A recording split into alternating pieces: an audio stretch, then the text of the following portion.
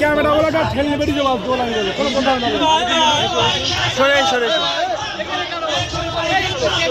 ঠিক আছে ঠিক আছে